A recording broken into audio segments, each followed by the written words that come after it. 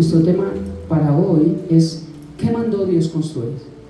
¿Qué mandó Dios construir? Hago un repaso muy rápido. Estamos hablando este año: acércate y construye. Es lo que Dios quiere, que nos acerquemos a Él y construyamos.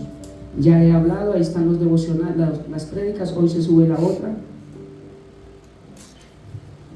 para que las repasen, anoten y armen sus rompecabezas de lo que estamos haciendo. Acércate y construye. Pero para construir primero necesito acercarme. Y entonces, ¿cómo debo acercarme? Ya hablamos la segunda clase, acercarnos con lo mejor. Tenemos que acercarnos con lo mejor. No es solo acercarnos, tenemos que acercarnos con oro. Y no estoy hablando de plata, estoy hablando con lo mejor. Puede ser una cuerda, pero si esa cuerda para ti es el oro, y en la forma en que se la ofrendas a Dios, se la llevas a Dios, es oro para ti, pues eso es oro. Es lo mejor de nosotros, lo que le brindamos a Dios, que hace que se convierta en oro.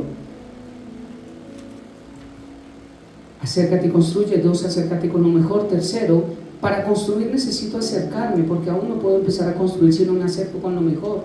La 4ª clase fue un llamado a retomar mi construcción, que hablamos acerca de Ageo, capítulo 1, versículo 1 al 10. Un llamado a retomar nuestra construcción. Recuerde que el pueblo de Israel venía del cautiverio, 70 años de Babilonia, y cuando quedaron libres, lo primero que quisieron fue buscar de Dios y empezar a reconstruir el templo. Claro, después de un cautiverio, después de pasar pruebas, luchas, muerte, hambre, muchas cosas, y la gente ve una oportunidad, pues quiere adorar a Dios, quiere buscarle. Señor, si tú me das el trabajo, yo te busco. Y vienen a la iglesia. Pero ya después de que la plata fluye, de que entra el bolsillo, de que todo está bien, como dijo Lore, pues Dios pasa a un segundo, tercer, cuarto y quinto plano, hasta que Dios no es importante para nuestras vidas. Y fue lo que pasó con el pueblo de Israel. El pueblo de Israel empezó a construir el templo, pero se empezaron a preocupar más de sus vidas. El Señor les dijo: ustedes están construyendo casas lujosas para ustedes, y mi casa está hecha un desastre. Y no hay tiempo. Yo los escucho que ustedes dicen: es que aún no ha llegado el tiempo. ¿Cuándo será el tiempo en el que van a construir su relación conmigo? Eso fue lo que hablamos hace 8 días. Un llamado a reconstruir, porque ellos empezaron a construir, y di las fechas en que empezaron, frenaron, volvieron a iniciar y cuánto demoró. Pero el llamado fue para todo el pueblo de Israel a reconstruir el templo, y todo el pueblo no reconstruyó el templo. Entonces hablaba que Dios puede hablar a toda la iglesia, pero algunos se nos entra por acá y otros se nos sale por acá, u otros estamos pensando en el chocolate y en los frijoles de más tarde, y no estamos conectados con Dios.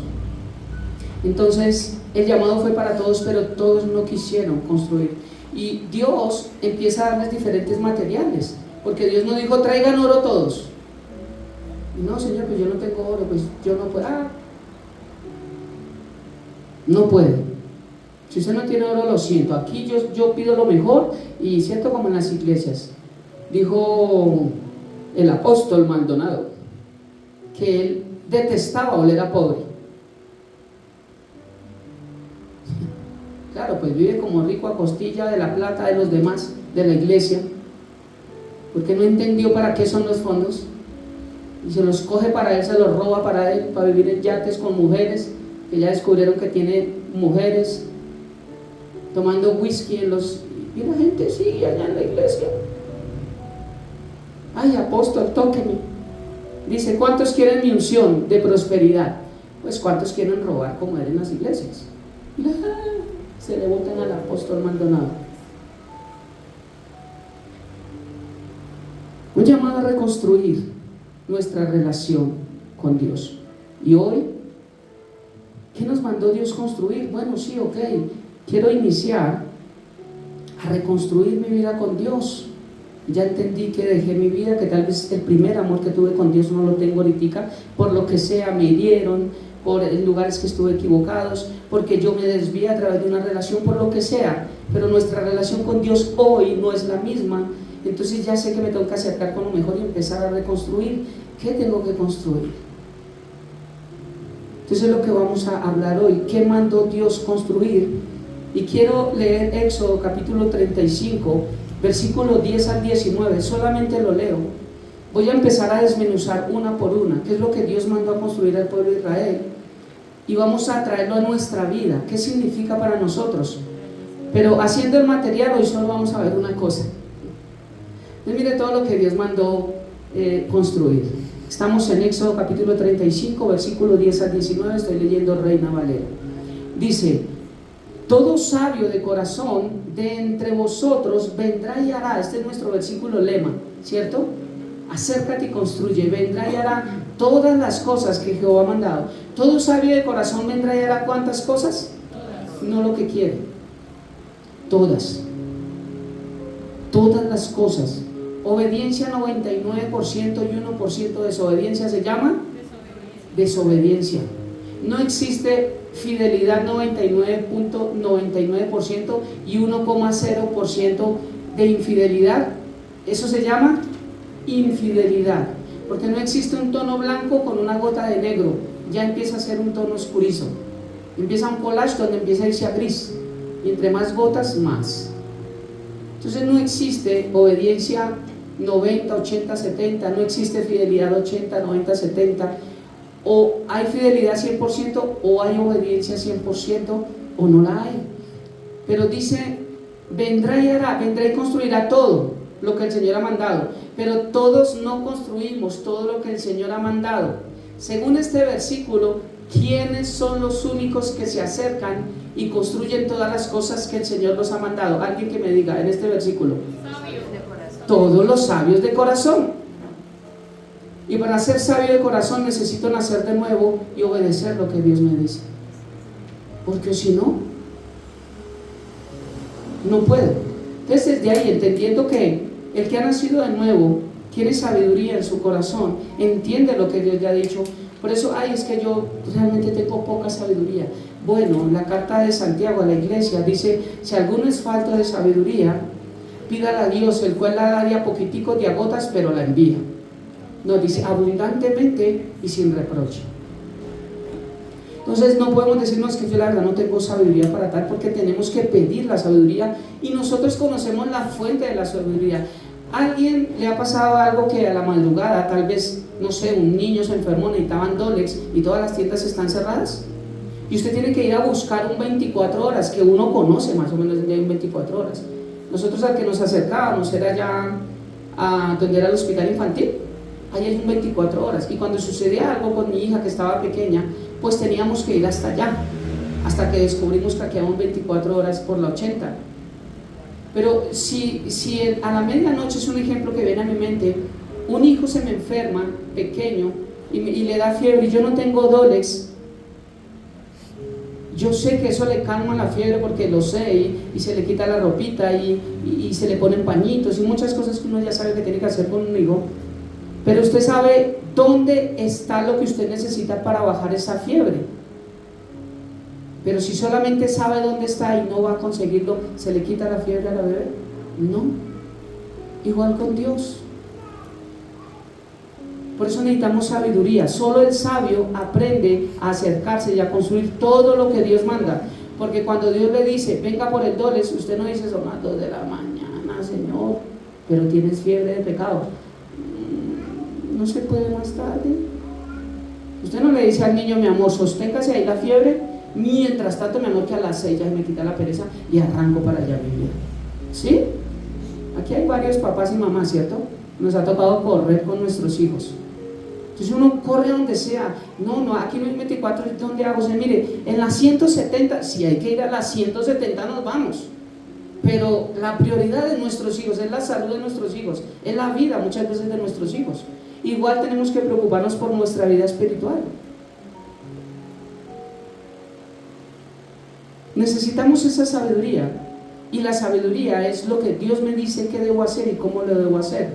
Pero ahora, imagínense, yo le pido: Señor, dame sabiduría de lo alto. Dios me da la sabiduría, entonces ya sé qué es lo que tengo que hacer. Ir a comprar el Dolex. Me fui a comprar el Dolex. ¡Pum! ¿Cuánto vale el Dolex? 30,000 pesos, no sé. Listo, sí señor, las vueltas. ¡Pum!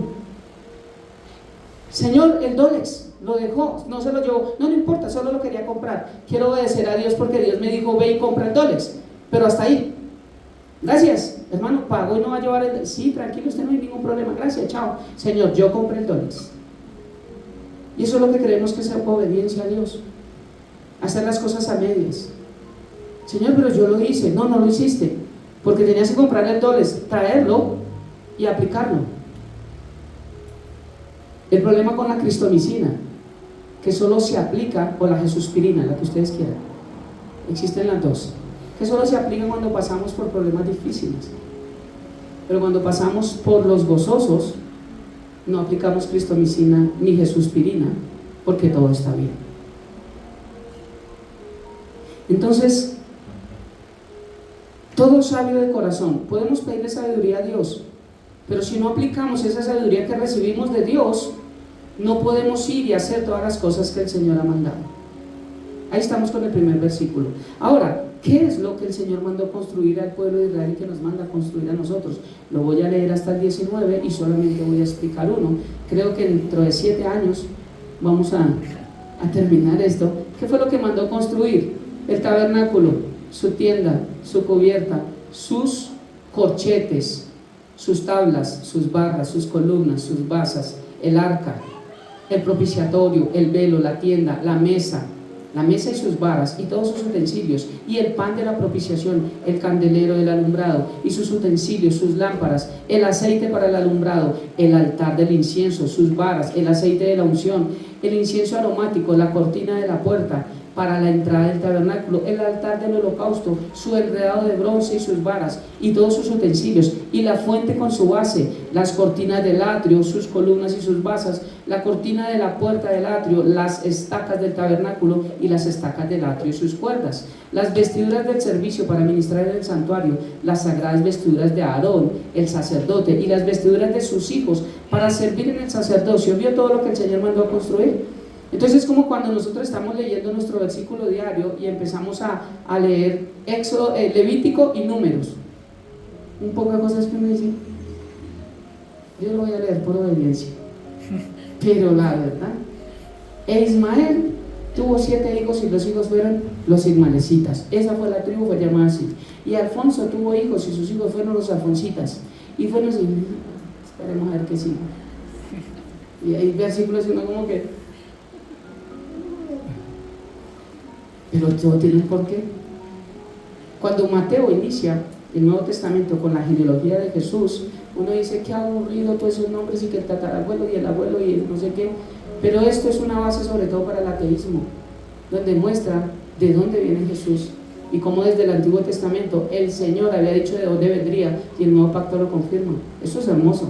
Entonces es cuando entiende, con razón tanto nombre y tanta cosa. Pero aquí igual, nosotros vimos en los discipulados ya algo del tabernáculo. ¿Se acuerda que hablamos? Yo no voy a hablar de esto. Lugar santo, lugar santísimo, el atrio, ¿cierto? Lo que significa cuerpo, alma y espíritu. Y expliqué algunas cosas, pero eso que expliqué no lo voy a tocar y voy a explicar otras cosas de acá. Entonces vamos a iniciar con lo primero. ¿Qué nos manda Dios construir? ¿Qué nos manda? Lo primero, dice el tabernáculo. ¿Qué era el tabernáculo para el Antiguo Testamento? El tabernáculo era el lugar donde la presencia de Dios habitaba en el Antiguo Testamento. Allí habitaba la presencia de Dios, no en todo lado. Es que Dios habita en todos los lados. No, es falso. Y he escuchado cosas de algunos pastores que es una locura. Pastor, habita en todos los lados, o sea que si Dios habita también en los prostíbulos y en los bares, sí, Él también habita porque Dios tiene la plenitud. Y no sé qué Biblia lee, pero la que yo leo dice que la luz y las tinieblas, ¿qué coinonía tienen? No hay comunión entre el incrédulo y el creyente, entre Jesús y Satanás. Entonces no. ¿Qué es el tabernáculo? ¿Qué mandó construir Dios? El lugar donde la presencia de Dios habitaba en el Antiguo Testamento. Hoy, pasándolo por el filtro de la cruz, ¿qué es lo que Dios quiere que construyamos? Necesitamos construir el tabernáculo, el lugar donde la presencia de Dios habita, pero en nuestro corazón. Pues mi corazón, si ha nacido de nuevo, es el lugar donde Él habita y se manifiesta. ¿Dónde se manifiesta Dios? En nuestro corazón. Lo voy a mostrar bajo versículos. Entonces, ¿qué es lo que Dios quiere que construyamos? Un espacio en nuestro corazón donde Él pueda venir y habitar y hablarnos y enseñarnos y mostrarnos. Eso es lo que Dios quiere. Pero tristemente, esta mañana mientras me estaba bañando, yo me baño solo los domingos, a esa hora, ¿no? A nosotros me toca más temprano. Pero mientras me estaba bañando, el Señor me hablaba algo que no estaba en mis apuntes, y era algo así como: nosotros nos preocupamos en nuestra vida por construir un lugar donde vivir, ¿sí? Un lugar donde vivir. Después nos preocupamos por construir una relación con alguien y llevarla a ese lugar donde escogí vivir. ¿Estamos? Después nos preocupamos por construir una familia con esa persona que elegimos para llevar al lugar donde decidimos vivir. ¿Saben? Estoy conectado, ¿sí? Casa, esposa, hijos.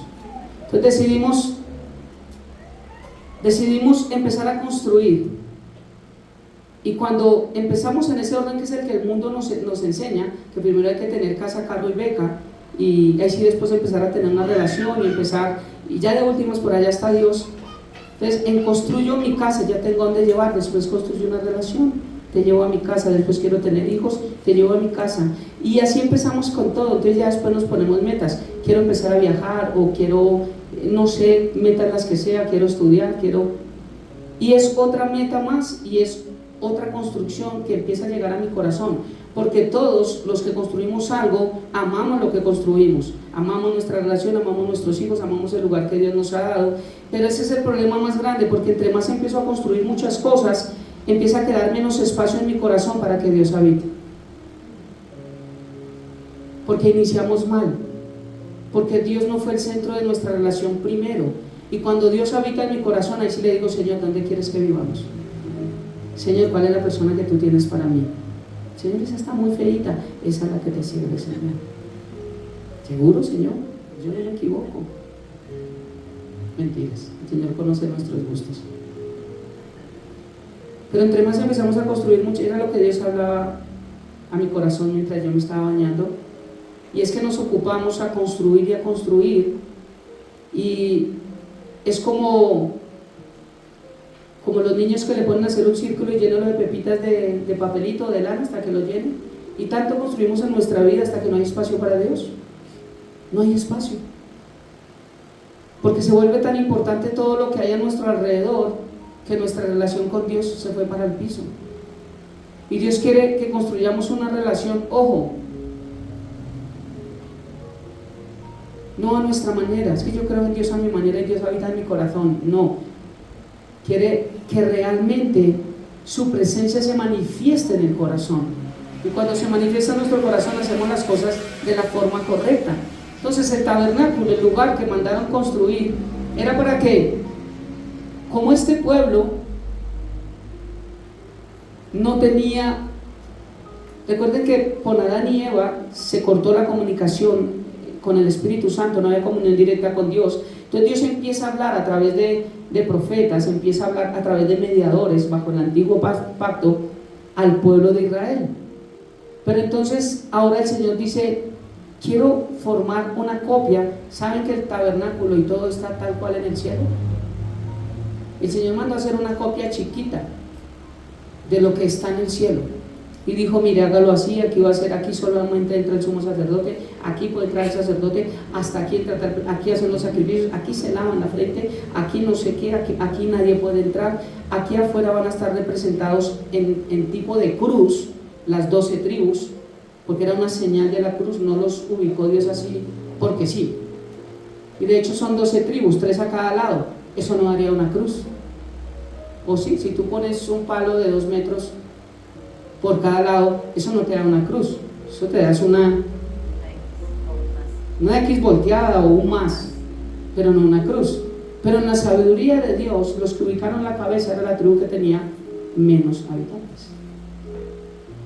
Dios los ubicó estratégicamente para que formaran una cruz. Todo esto tiene un significado muy, muy hermoso de parte de Dios. Entonces el Señor manda a poner allí el tabernáculo. ¿Por qué? Porque Dios no va a habitar en la vida de una persona a la forma en la que nosotros queremos, sino es a la forma de Dios. Y Dios dijo, la única forma para entrar acá al lugar santísimo, mira, al lugar santísimo, a lo último, y poder recibir dirección mía para el pueblo de Israel, primero tiene que pasar por el lugar santo. Pero antes de eso tiene que pasar por los atrios, pero antes de eso se tiene que lavar en la fuente de bronce, pero antes de eso tiene que presentar sacrificios, pero antes de eso tiene que traer el sacrificio, pero antes de eso tiene que entrar por la puerta. ¿Quién es la puerta? Jesús. Todo empieza por Cristo Jesús. ¿Ve todo eso? No era solamente entrar al lugar. Yo solo oro y entro a la... Todo lo que está tipificado en el Antiguo Testamento es igual hoy en día. Entro por la puerta primero. Hay sacrificio en mi vida. Tomamos nuestra cruz, que es negarnos a nosotros mismos, y ahí presentamos el sacrificio. Después nos vamos a la fuente de bronce, lavamos nuestra cara con la palabra de Dios, que es un espejo, dice, nos vemos y empezamos a cambiar nuestras vidas para poder entrar a los atrios. Todo empieza así. ¿Cómo así que yo ya estoy en la presencia de Dios? Eso es. Entonces necesito en mi corazón Apocalipsis 3:20. ¿Cuántos se saben Apocalipsis 3:20? Es el que utilizan para evangelizar. Y aquí yo estoy. Este estoy es un presente continuo. Eso es un presente continuo. O sea que cuando el Señor le dio esta directriz a Juan, el discípulo amado, para escribir el Apocalipsis, Él dijo, escribe, he aquí yo estoy. O sea, hace 2000 años o menos de 2000 años, ¿cierto? Porque fue cuando Juan estaba en la isla de Patmos que el Señor le da la revelación y le dice, escribe, he aquí yo estoy. O sea, Él ahí estaba a la puerta de nuestro corazón. Él ya había muerto en la cruz. Él ya había dejado que a través de Él había acceso al Padre. Entonces ahí le dice, aquí yo estoy a la puerta. Pero pasaron 500 años y aquí yo estoy. Pasaron 1000, pasaron 2000 y el Señor está. Es un presente continuo. Y hasta que Él venga, Él seguirá a la puerta golpeando a los que un día le recibieron, a los que un día conocieron de Él, a los que un día gozaron de las mieles de Dios, a los que un día dijeron, oiga, sí, yo conocí al Señor, pero es que la verdad, malos testimonios, es que la verdad, mi esposa me tiene cansada, es que la verdad, no sé, y excusas, y excusas, y excusas, y excusas. A esos está el Señor golpeando la puerta de su corazón todos los días. Y dice, lo bonito que dice he aquí yo estoy a la puerta y llamo, si alguno oye mi voz y abre la puerta, entraré a él y cenaré con él y él conmigo. ¿Cuál puerta? De nuestro corazón, la de nuestros. Aquí está reflejado, yo ya expliqué cómo somos tripartitos, y la mayoría de parte del hombre es almática cuando no nace de nuevo. Cuando nace de nuevo, la mayoría de la parte almática pasa a la del espíritu. Por eso nos volvemos más espirituales, y ahí es donde el Señor dice, y les daré un nuevo corazón. Ese es el nuevo corazón que ya no es almático, sin necesidad de decir que no tenemos emociones. Claro que las tenemos, pero ya no tomamos decisiones basadas en las mismas. Entonces somos más espirituales. Es el nuevo corazón que Dios pone en nuestra vida, y ese corazón es el que busca a Dios, y ese corazón es el que tiene sabiduría. Todo sabio de corazón es el nacido de nuevo, el que viene, se acerca, construye y obedece todas las cosas que Dios ha mandado. Y aquí yo estoy a la puerta y llamo, si alguno oye mi voz, abre la puerta, entraré a él y cenaré con él y él conmigo. He aquí estoy, continuo presente. Mateo capítulo 28, versículos 16 al 20, nueva traducción viviente, lo traje, dice la palabra de Dios. Entonces los 11 discípulos salieron hacia Galilea y se dirigieron al monte que Jesús había indicado. Cuando vieron a Jesús lo adoraron, pero algunos de ellos, mira que aquí algunos dudaban también de Dios. Algunos dudaban. Esto habla de la gran comisión, la segunda gran comisión. Algunos de ellos dudaban.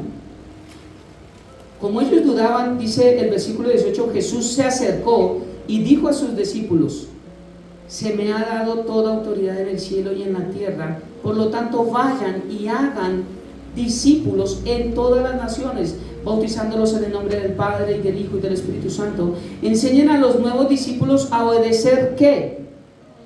¿Alguien lee en la pantalla? Obedecer todos vuelve a venir todos, a obedecer todos los mandatos que les he dado, y tengan por seguro esto, que estoy con ustedes siempre hasta el fin de los tiempos. Un poquitico desmenuzado acá nomás para poder avanzar. Algunos dudaron, y siempre habrá duda en nuestra vida, así sea el llamado apóstol que no existen hoy en día, pero habrá duda, porque estamos todavía en este estuche que aún no ha sido cambiado, transformado completamente. Entonces habrá duda, pero lo que yo tengo que hacer cuando entra duda en mi vida son 4 cosas importantes, según este texto. Una, entender que Cristo tiene toda la autoridad, toda. Si yo lo entiendo, la duda en mi vida va a cambiar. Dios tiene toda la autoridad, y Dios Padre se la delegó a Cristo Jesús. En Filipenses capítulo 2 lo dice, por cuanto Él se humilló a sí mismo, se despojó a sí mismo. Esta semana quiero pedirles con todo mi corazón que se concentren en los devocionales. De verdad que para mí fue enriquecedor lo que Dios me dio esta semana, y habla del despojo. Cuando Jesús se despojó a sí mismo, Filipenses 2, y se humilló a sí mismo y fue obediente hasta la muerte y muerte de cruz, Dios le dio toda la autoridad a su Hijo para que en el nombre de Jesús toda rodilla se doble. Y algo que explico ahí, hay muchos que le llaman Jesús, pero Dios no tiembla por decir Jesús. ¿Ves? No es el nombre en sí. Para que en el nombre de Jesús, sí, pero yo tengo que estar en Cristo para que el diablo tiemble cuando digo en el nombre de Jesús. Pero todos dicen en el nombre de Jesús, y hay una gente chavetada en las iglesias sacando demonios de todo, demonios de vómito, eso les llaman de todo. La Biblia no enseña eso, pero se choqueó la doctrina hace un siglo.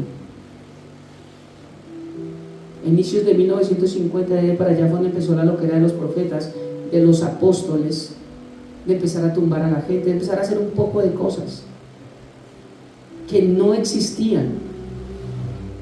Pero después les muestro cómo al inicio había muchas de estas doctrinas, solamente que el diablo volvió y las trajo a florecer. ¿Por qué? Porque saben que estamos en los últimos tiempos, y vuelven a deschavetar a la gente con muchas cosas, y muchos pastores que no son llamados pastores y vienen a enseñar lo que no saben. Tengo que entender que Cristo tiene la autoridad. El Señor se les acercó cuando los ve dudando y les dice: se me ha dado toda la autoridad en el cielo y en la tierra. Él dice: lo primero que necesito que entiendan, si son mis discípulos y se van a discipular, es que yo tengo la autoridad. Tú no predicas con tu autoridad. Yo no estoy parado acá por mi autoridad, estoy parado es porque estoy aquí con la autoridad de Cristo Jesús me dio. Y es lo importante, y es lo que yo he tenido que entender. Se me ha dado toda autoridad, y si Dios nos está delegando la autoridad, que es lo que estamos aprendiendo los jueves, yo tengo la autoridad de Dios en mi vida, porque Él me la delegó y Él me va a demandar qué hago con la autoridad, que era algo de lo que hablábamos esta mañana. Si hago las cosas mal, Dios me va a decir: pero te di la autoridad, tú podías exhortar, tú podías decir, tú no lo hiciste, nunca estorbaste, no disciplinaste, no hiciste nada, dejaste que todo fuera así.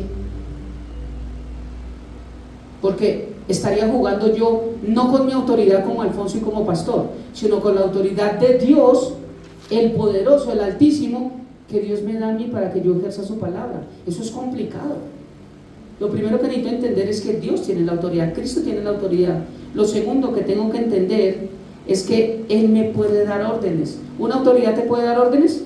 Un policía te puede decir: me frenas ahí. Tú le dices: qué pena, pero estoy de fallo, yo tengo mis papeles al día, yo tengo todo, usted no me va a parar, siquiera averigüe que tengo. No, frene. Una autoridad nos puede hacer frenar. Entonces lo que tengo que entender segundo es que si Cristo tiene la autoridad, Él me puede dar órdenes. Por eso el Señor dijo: vayan y hagan discípulos. No es una petición. Discipularnos no es una petición, es una orden de Dios. La gran comisión es una orden. Lo tercero que tengo que aprender es que a través del discipulado que yo recibo bajo la autoridad de Dios, aprendo a obedecer todo. El Señor dijo: enséñeles a obedecer todo. Aquí viene Josué 1:8. Estudiar, meditar, y obedecer todo lo que allí está escrito, porque solo entonces, así Dios hará prosperar nuestro camino y todo lo que hagamos saldrá bien. Cuarto, lo que tengo que aprender también es que si entiendo la autoridad de Dios, si entiendo que es una orden de Dios que yo me discipule, y a través de lo que aprendo en esos discipulados aprendo a obedecer todo, debo tener la seguridad de que Dios va a estar con nosotros todos los días de nuestra vida. Porque a veces nuestra autoridad no es respetada, porque a veces un papá le puede decir a un hijo y se lo bailan, como se dice groseramente, porque uno como jefe puede dar una autoridad en un trabajo y se baila una autoridad, no obedece. ¿Por qué pasa eso?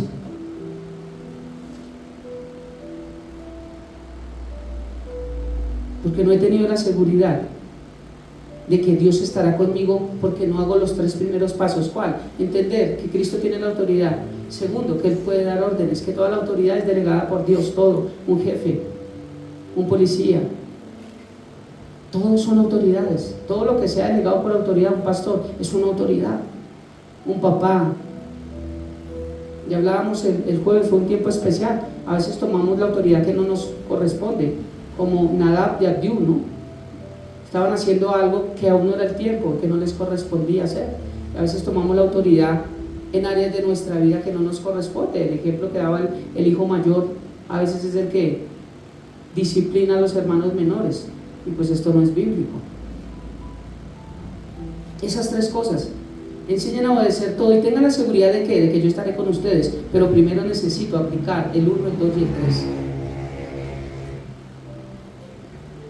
Mateo capítulo 18, versículo 19 y 20 dice: otra vez os digo, esto ya lo había dicho, que si 2 de vosotros se pusieren de acuerdo en la tierra acerca de cualquier cosa que pidieren, les será hecho por mi Padre que está en los cielos.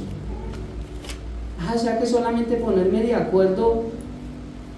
Miren qué chévere esto, es que si yo cojo versículo por versículo la embarro, que es uno de los graves errores de la gente que coge un versículo, lo predica y lo aplica mal a sus vidas sin mirar el contexto de ella. Entonces, otra vez les digo, el Señor ya lo ha dicho, que si 2 de vosotros se pusieren de acuerdo en la tierra acerca de cualquier cosa que cualquier cosa, cualquiera, Señor, puedo pedir.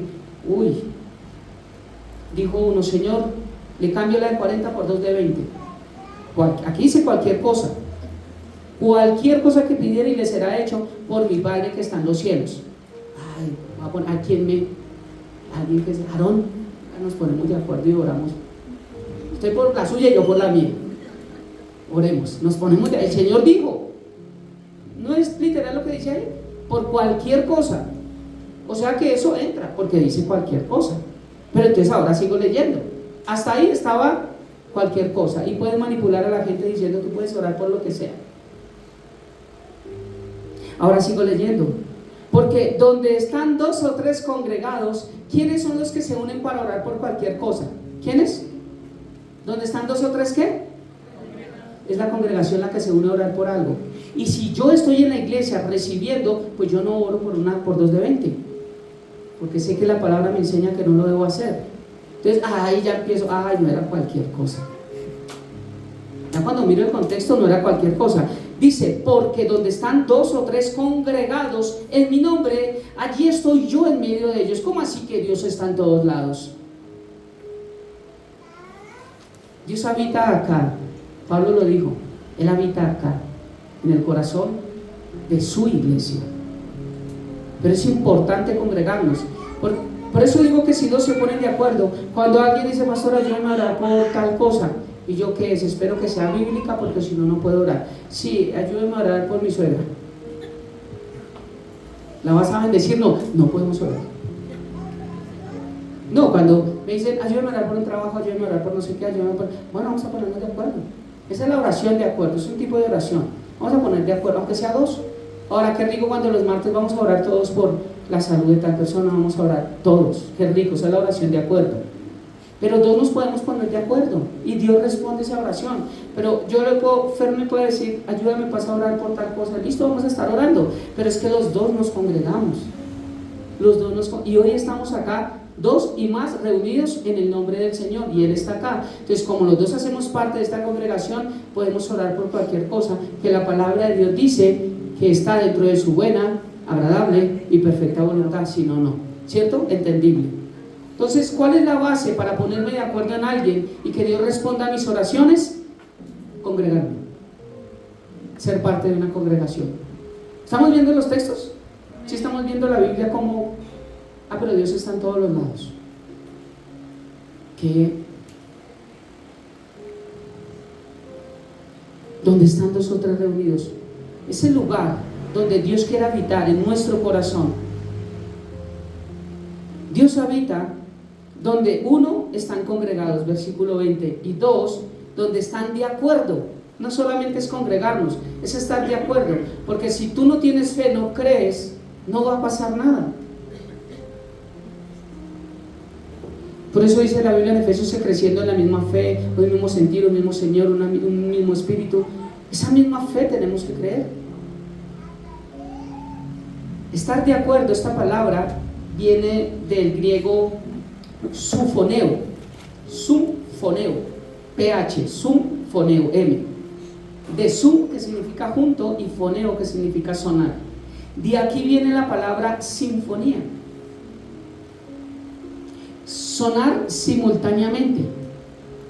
Esta mañana estábamos ensayando y en el ensayo sonó una nota por allá, como que no era, y todos sentimos como el temblor. Uno en la música ya desarrolla un oído mucho más avanzado y uno se da cuenta cuando una nota está ahí, cuando una nota no está. El que no tiene oído para la música, pues tal vez no pasó nada, estuvo chévere, pero estábamos ensayando y sonó por allá. Es por dar el ejemplo, sonó por allá una nota que no era, y todos que Brian se dijo, ¿quién fue el que tocó? Yo le dije X persona. Y entonces quedamos como si eso sonó algo que no era. ¿Por qué? Porque no había sinfonía, no había acuerdo musical. Es un ejemplo sencillo pero entendible, ¿cierto? No hubo un acuerdo. Imagínate, vamos a cantar En Ti. Entonces yo le digo al pianista, vamos por la tonalidad de Mi mayor, vamos a arrancar. Entonces resulta que aquí el del bajo empieza por Do y empieza a meter, y eso empieza a cruzar ahí, y entonces otro empieza a hacer unos arreglos allá. Ay, ya me gusta el Mi menor, que es mejor. El Mi menor es que el Mi mayor de pronto no es igual, es Mi, y empieza ya a hacer y eso suena desastroso. Entonces no hay acuerdo musical para crear una sinfonía y que se haga algo que agrade los oídos y que todos podamos decir, wow, que un tiempo de alabanza bonito, ¿cierto? Igual con el Señor, no es solo congregarnos, sino es también aprender a tocar la misma nota. ¿Cuál es la nota que nosotros debemos aprender a tocar? La Fa. Fe. Es la misma fe que nosotros tenemos que tener. ¿Cuál es el Fa mayor, no? Señor pianista. Fa mayor. Entonces no es solo congregarnos, sino estar de acuerdo, juntos, sonar simultáneamente, porque Dios habita donde estamos de acuerdo con su palabra. Es que yo creo que Dios también habita en los mormones, porque ahí cantan, oran. El pastor de los mormones y de los testigos de Jehová y de muchos he visto, uy, qué bonita palabra, cómo hablan de lindo. Yo creo que Dios habita ahí. No, Dios no habita donde no hay acuerdo con su palabra. Entonces aparentemente podemos ir a una iglesia donde digamos, oiga, sí, pero yo sentí algo que fue. No, tú tienes que conectarte con la verdad, con la palabra de Cristo, no con lo que sientas. Si ya sientes algo y Dios te permite tener una pincelada de algo, eso es una añadidura. Pero no vamos a la iglesia para sentir, vamos a la iglesia es para aprender y para crecer. No más, es que yo hoy no sentí nada. Gloria a Dios. ¿Aprendiste? Sí aprendí, te fuiste bien. Porque en muchas salen, uy, yo hoy me sentí, uy, ahí fue un avivamiento. Dijo el pastor, solo el avivamiento se produce acá. ¿Cuál? El avivamiento se produce donde está el Espíritu Santo de Dios. No ni un loco empieza a decir babosadas para que la gente haga y se quiten el saco y hagan, porque el diablo también tiene poder y el diablo también se disfraza como ángel de luz, y eso es lo que se llena, donde hay show, donde hay espectáculo. En las iglesias de sana doctrina y donde predicamos la verdad, si la gente necesitara entretenimiento sería más fácil montar un circo, se entretienen mejor. Pero una iglesia es para recibir palabra, y de hecho para a veces no salir tan bien. Me daba cuenta en las predicaciones con Jesús, obviamente mi modelo es Cristo, y cómo a veces confrontaba la parte almática o la necesidad de una persona aquí en la palabra, y cómo muchos iban a chicopaladas, pero muchos de ellos crecieron. Uno de los que no crecieron, que el Señor le dijo, lo que vas a hacer, hazlo ahora, sé lo que vas a hacer, hazlo ahora, fue el único que no creció, porque dijo, pues lo hago, y fue y lo hizo. Pero personas como Pedro, a las cuales Jesús le dijo, apártate de mí, Satanás, porque estás estorbando el propósito que tienes, el que tengo yo aquí en la tierra, porque vino, apártate de mí, Satanás. Yo no vuelvo a la iglesia, ¿cuál Satanás? Pero Pedro dice que después de que Cristo resucitó, extendió tanto el reino de los cielos, y en su muerte dijo, yo no soy digno de morir como mi Señor, no soy digno. Mira, uno que captó el mensaje, y uno que recibió unas prédicas no tan hermosas, no tan hermosas. Entonces Dios habita es donde hay acuerdo, amén. En un hogar donde hay desacuerdo, ¿creen que Dios habita? No puede habitar, porque el Señor dice, Padre, ayúdanos, pónganse de acuerdo y ya vengo. Pídanse en un tinto y pónganse de acuerdo y ya vengo, porque el versículo dice que necesita que estén de acuerdo, ¿cierto? Y el Señor va a responder las oraciones.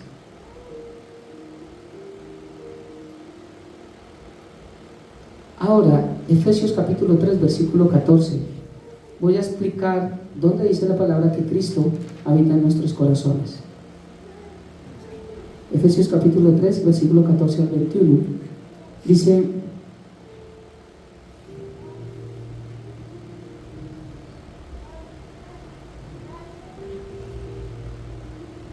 por esta causa doblo mis rodillas ante el Padre de nuestro Señor Jesucristo. Otro versículo para los Jesusolos. De quien toma nombre toda familia en los cielos y en la tierra, para que os dé conforme a las riquezas de su gloria el ser fortalecidos con poder en el hombre interior por su Espíritu Santo, de mayúscula. ¿Para qué? Para que habite Cristo por la fe. ¿En dónde? En vuestros corazones. ¿Dónde quiere Dios habitar? En nuestros corazones, a fin de que arraigados y cimentados en amor, seáis plenamente capaces de comprender con todos los santos cuál sea la anchura, la longitud, la profundidad y la altura, y de conocer el amor de Cristo que excede a todo conocimiento, para que seáis llenos de toda la plenitud de Dios. Y aquel que es poderoso para hacer todas las cosas mucho más abundante de lo que pedimos o entendemos, según el poder que actúa en nosotros, a Él sea la gloria. ¿En dónde? En la casa, en la iglesia, en Cristo Jesús, por todas las edades, por los siglos de los siglos. Amén. Voy a explicar un poquito este texto. Efesios capítulo 3, 14, 21. Dice que Cristo, lo que desea Dios, y habla a través de Pablo, y por esa causa dobla las rodillas, está orando, es que Cristo habite por la fe en nuestros corazones.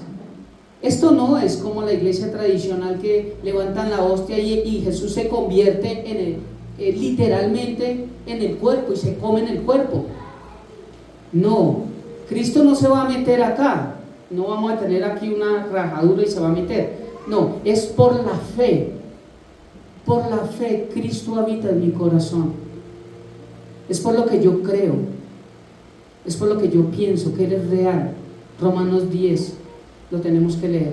Y cuando yo creo eso, es que Él habita en mi corazón. Pero dicen estos textos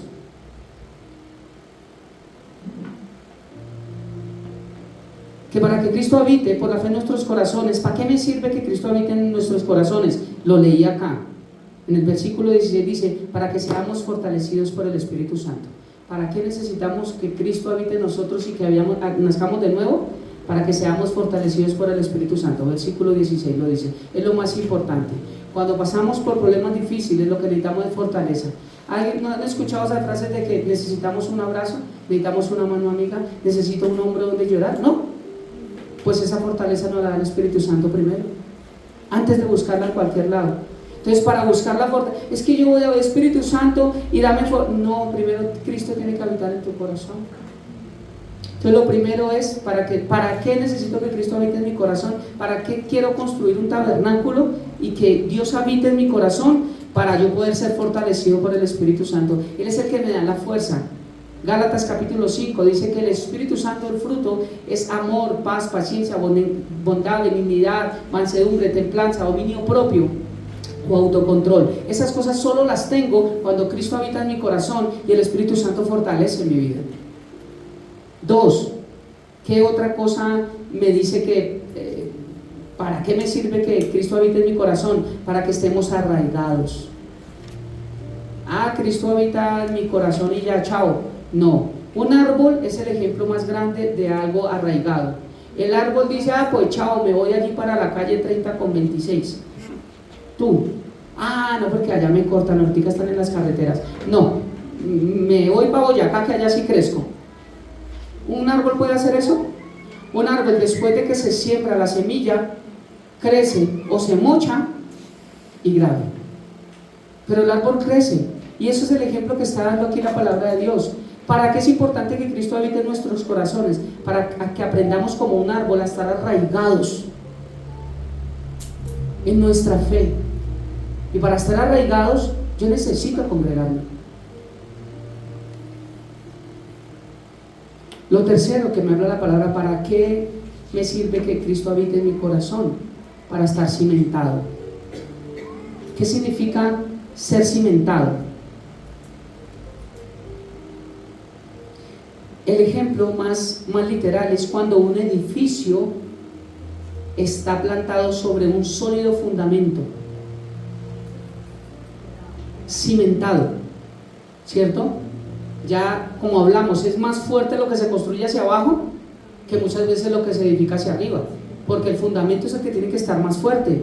Entonces, ¿para qué me sirve que Cristo habite en mi corazón y que yo sea fortalecido en el Espíritu y que yo me arraigue en mi casa de oración como un árbol plantado? Y Salmo 1 dice, como corrientes de agua va a quedar fruto a su tiempo y su hoja no cae, y todo lo que hace prosperará, que también tiene que ver con Josué 1:8.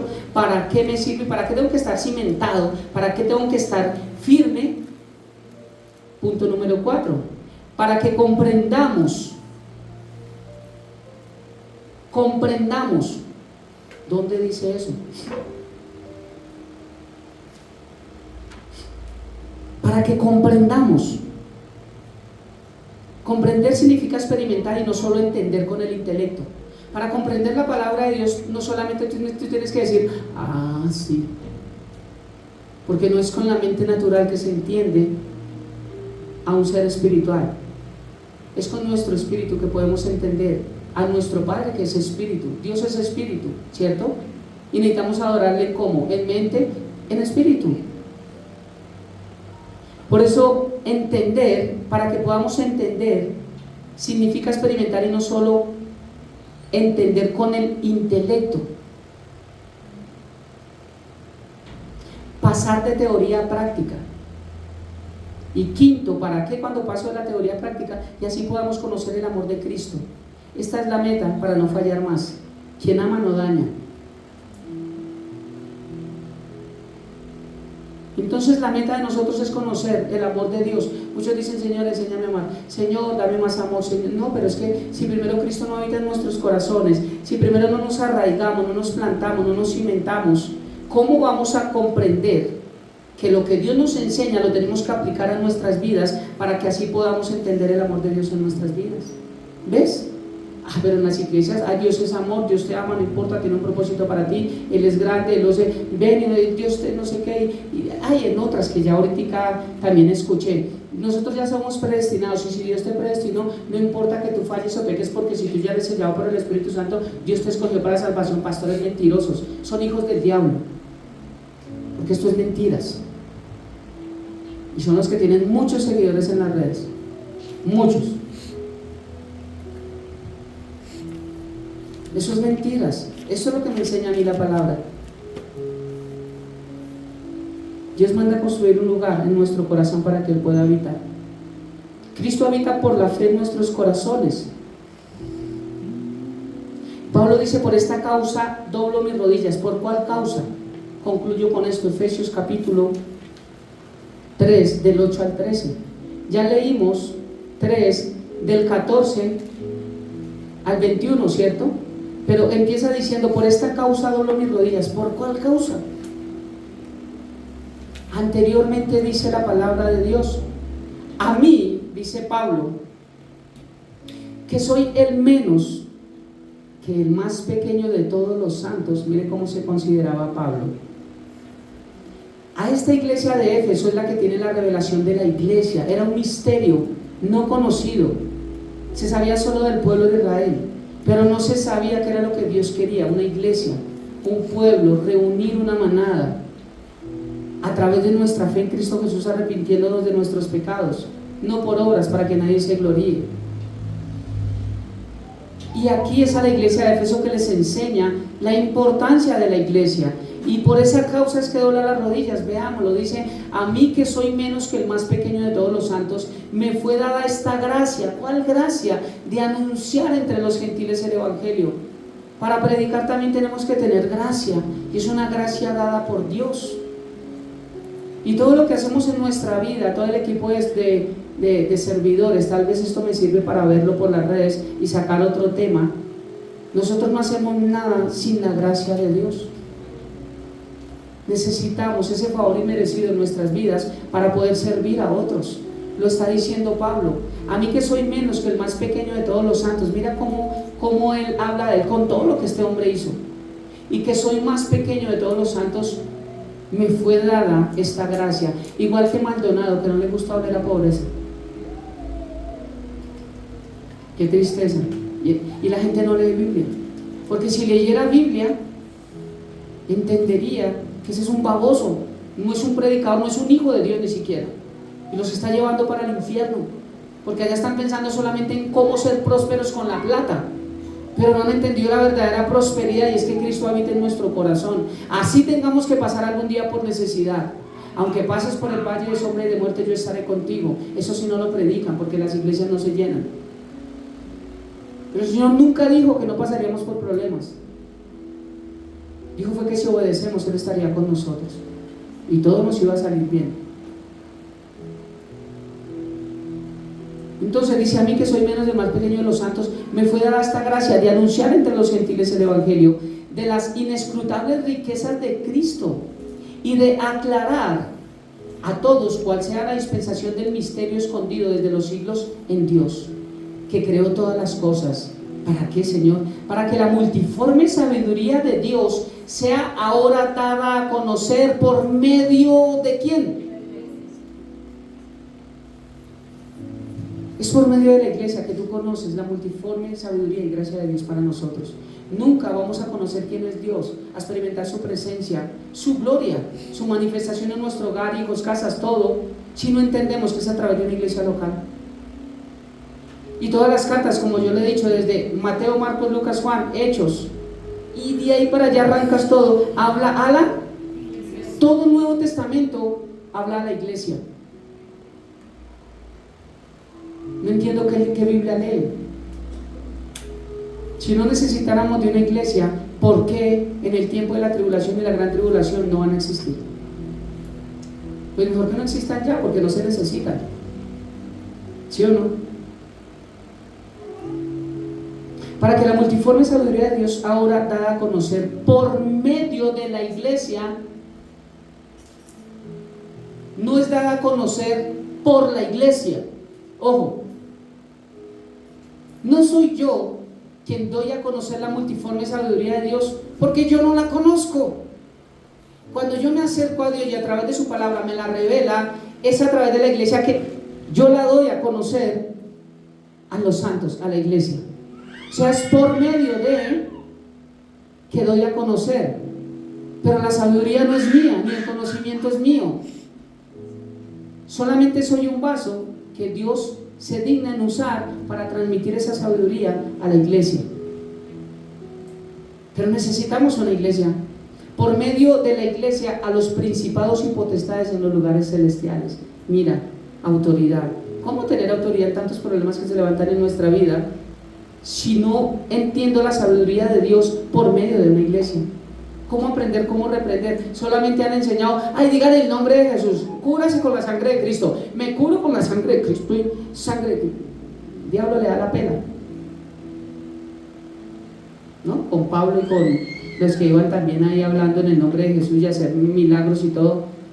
Dice que el diablo les dio una pela y los mandó desnudos de ahí de para allá, porque el diablo les dijo, o el demonio, el que fuera, el diablo no está en todos los lados, pero el que fuera ahí, el demonio le dijo, a Cristo conozco, a Pablo conozco, ¿a usted? Y miró con los otros diablitos y dijo, metámosle una pela a este, que este no está en pacto, porque tenemos que estar en Cristo, nacidos de nuevo. Es la autoridad que Dios delega en nosotros. ¿Y cómo conocer estas cosas? A través de la iglesia, por medio de la iglesia. Versículo 11, conforme al propósito que hizo Cristo Jesús nuestro Señor, en quien tenemos seguridad y acceso con toda confianza, por medio de la fe en Él. Todo se trata por la fe. Muéstremelo. No puedo, porque es por fe. Yo no te puedo mostrar mi fe. Como enseñaba, no te puedo mostrar ni te puedo decir la experiencia tan bonita la primera vez que yo fui al mar y metí mis pies en el mar y sentí la arena y sentí el agua y probé el agua y yo como tonto dije, uy, esto sí es bien salado. Oh, ya era salado, pero quería experimentarlo. Y yo no les puedo decir, mire, sentí como, así como cuando uno le pica y unos, como amparo que uno se eriza o algo, no les puedo explicar, porque tampoco sé lo que siente amparo, ¿cierto? Pero tal vez yo digo, mire, uy, cuando fui al mar, uy, fue una experiencia tan bonita y sentí muchas cosas, ver ese sol. Yo quedé bobo con el atardecer cuando empezó a bajar el sol. Eso fue como en 30 segundos que bajó así. Cuando fuimos con mi hermano nos distrajimos y no lo vimos, ¿cierto? Y póngale cortica lo bonito que se ve. Nos distrajimos y no lo vimos porque ya, pero eso se veía hermoso. Y yo cuando he contado y digo, uy, eso es, no sé, bueno, yo cuento mi experiencia de lo que sentí en el mar. Ahora, la experiencia de los otros que han ido al mar puede ser diferente, pero entienden lo que yo sentí y dicen, este no es mentiroso. La diferencia es que, oye, a mí era un poco de nervios, pero cuando me fui metiendo, me sentí tan... Y es otra experiencia, pero empezamos a hablar del mismo mar, que ambos experimentamos, y que dice, eso es mentiras, el mar no existe. Entonces mi fe yo no te puedo explicar, no te puedo mostrar eso que yo experimenté con Dios, porque es algo que está aquí, y que cada quien cuando tiene su relación con Dios dice, wow, a mí fue diferente, pero ahora te entiendo. Por eso ese ejemplo con el mar. Solamente los que nos metemos al mar sabemos de qué estamos hablando, y solamente los que hemos experimentado nacer de nuevo y tener esas cosas lindas con Dios sabemos de qué estamos hablando. Del resto no van a decir, usted está loco, muéstrame a Dios. Bueno, no te lo puedo mostrar. Te muestro algo defectuoso de Dios. ¿A quién? Mírame a mí. Me hizo perfecto, pero por el pecado estoy como estoy. De hecho, por el pecado tengo gafas, si no, no tendría gafas. Porque esto es parte del pecado. Miopía, estigmatismo. No que yo pequé y estoy así, no. Sino que la enfermedad entró al mundo por causa del pecado. Si no dice, pastor es un pecador. Dice, no, Jesita, cuéntenos. Entonces, mira qué hermoso cuando resumo El propósito del ministerio de la iglesia que Dios le dio a Pablo para revelarlo y hoy a nosotros, versículo 9, es de aclarar. Versículo 10, por medio de la iglesia. Versículo 11, el propósito eterno. Versículo 12, por medio de la fe en Él. ¿Para qué sirve la iglesia? Para aclararnos. Por medio de la iglesia, la multiforme sabiduría de Dios, su propósito a través de nuestra fe. Lo dice la Biblia. Y por esa causa es que que Pablo doblaba las rodillas. Le estaba diciendo, quiero que entiendan cómo conocer la sabiduría de Dios, y es a través de la iglesia. Y ahí empieza a decir, ¿y para qué necesito la iglesia? Para que Cristo habite en tu corazón. ¿Y para qué necesito que Cristo habite en tu corazón? Para que seas fortalecido por el Espíritu, para que estés arraigado, cimentado, para que comprendas, o sea, que experimentes, y no solo sea teoría, sino también práctica. ¿Y para qué todo eso? Para que puedas conocer el amor de Cristo. Y si conocemos el amor de Cristo, nuestra vida cambia totalmente. Porque todo se resume en algo: conocer el amor de Dios. La plenitud nunca la vamos a conocer, nunca. La estaremos experimentando cuando estemos en su presencia y tendremos muchas preguntas para Él. Pero experimentar la plenitud del amor de Dios, imposible. La grandeza de Dios en este cuerpo tan chiquitico, eso es imposible. Pero si conocemos esas manifestaciones de esa plenitud de Dios en nuestras vidas, nuestra vida va a cambiar. Porque vamos a dejar de murmurar, vamos a dejar de criticar, vamos a dejar de renegar, vamos a dejar de sentirnos abatidos, vamos a dejar tantas cosas. Duda. Quiero invitarlos a que se pongan en pie y vamos a concluir con este hermoso tiempo.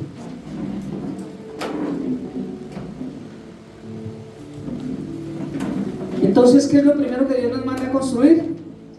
El tabernáculo. ¿Qué es el tabernáculo? Porque va a estar haciendo examen. Y el que se raje, ¿cómo es que lo excomulga? Así en la única Santa Iglesia los excomulga. Entonces vamos a excomulgar después del examen. ¿Qué es lo primero que Dios manda a construir? El tabernáculo. ¿Qué es el tabernáculo? Un lugar en nuestro corazón donde Dios puede habitar. Él quiere habitar en nuestro corazón. Él lo dijo desde el Antiguo Testamento, en Éxodo capítulo 25:8.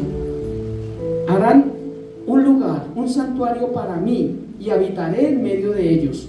En medio de él, plural, en medio de ellos, pueblo, iglesia. Lo dijo desde el Antiguo Testamento, ahora se lo dice el Nuevo Testamento. Segunda carta a los Corintios, capítulo 6, versículo 16.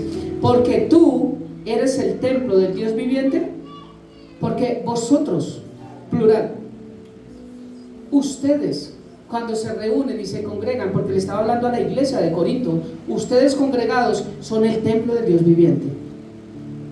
Aquí somos la iglesia de Dios. La casa de Dios no son las cuatro paredes. La casa de Dios, la iglesia, somos nosotros los que nos reunimos. Desde el Antiguo Testamento les dijo, hagan un lugar para mí y yo voy a estar en medio de ustedes. Al Nuevo Testamento, porque vosotros sois el templo del Dios viviente. Como dijo Dios, ya le ha dicho con Jeremías y Ezequiel, habitaré y andaré entre ellos y seré su Dios, y ellos, plural, serán mi pueblo. Salmo 51, versículo 17 dice, los sacrificios de Dios son el espíritu quebrantado, al corazón contrito y humillado no desprecia Dios jamás. Un corazón contrito y humillado es el que Dios ama para habitar allí y empezar a construir. Este es el año, y ojalá el resto de nuestras vidas, en que podamos reconstruir o retomar todo lo que nosotros dejamos a medias, pero principalmente nuestra relación con Dios. Si llenamos nuestro corazón y nuestra mente con tantas construcciones, no va a quedar tiempo para Dios. Y sí, tal vez podremos ser prósperos en todas las áreas de nuestra vida, menos en la más importante, que es nuestra relación con Dios. Y al fin y al cabo, un día tendremos que partir, y todo lo que construimos sin Dios no nos lo podemos llevar. Yo sí sé que hay entierros con trasteo. Dicen que no hay entierros con trasteo, pero sí hay entierros con trasteo. Y lo que yo me llevo es todo el conocimiento de Cristo en mi corazón. ¿Es todo lo que Dios ha hecho? ¿O será que se nos olvida ya? No. Entonces sí hay trasteo. El único trasteo que nos vamos a llevar es lo que construimos a Cristo aquí en la vida. Es todas esas buenas dádivas, todas esas alegrías, todos esos gozos, todos esos triunfos y victorias que Dios puso en nuestra vida. Eso sí me lo llevo, porque eso nadie me lo quita. Me lo llevo con Cristo y me voy de trasteo. Y lo bueno es que no tengo que pagar acarreo, porque el Señor asume todos los gastos. Oremos. Padre bendito de gloria, gracias por esta preciosa mañana, por este tiempo, por tu palabra. Y gracias por enseñarnos a acercarnos y a construir. Hoy aprendimos que necesitamos construir un tabernáculo. Nuestro corazón debe tener el mejor lugar para ti, Dios, para que tú habites. Hoy te pedimos perdón, Dios, porque no estás en el primer lugar, ni en el segundo, ni en el tercero, ni en el cuarto. Y eso lo único que lo marca el detector son nuestras preocupaciones, nuestras angustias, nuestros afanes. Pero hoy te pedimos, papá lindo, que a través de tu Santo Espíritu nos ayude, Dios, a este acercamiento que estamos teniendo y a construir una nueva relación contigo de la mejor manera, Dios. Ayúdanos, Padre, a que nuestro corazón realmente sea el lugar donde tú habitas, donde tú te manifiestas, donde conocemos tu sabiduría, esa multiforme gracia y sabiduría que es revelada por medio de la iglesia a nuestros corazones, Dios, por medio de la fe. Gracias porque hoy entendemos la importancia de una casa de oración. Gracias porque hoy entendemos la importancia de que tú habites en nosotros. Y si lo mandaste a construir en el Antiguo Testamento y también lo recalcas en el Nuevo Testamento, es importante para ti que tú habites en nuestros corazones. Gracias por esta mañana, bendito Dios. Hoy oro especialmente, Padre, por si hay algún corazón dolido, si hay algún corazón herido, si hay algún corazón lastimado. Hoy quiero orar, Padre bendito, por ese corazón. Hoy quiero pedirte, Padre, porque sea tu precioso bálsamo sobre su vida. Hoy quiero pedirte porque tu Santo Espíritu abrace su vida, porque pueda sentir que tú eres su consuelo, tu pronto auxilio, su torre fuerte, su lugar más seguro en el momento de las angustias. Hoy oro, Padre, porque tú puedas enjugar las lágrimas, porque tú puedas llenar de gozo, convertirlas en gozo, en alegría, porque tú puedas convertir esos tragos amargos, Dios, en el mejor vino, en eso dulce, en eso que trae el mosto, la alegría a nuestra vida, Dios. Hoy oro por cada corazón, Dios, que al ser lastimado a veces está entrando también en duda, como la gran comisión, en servirte, en seguirte, en adorarte, Dios.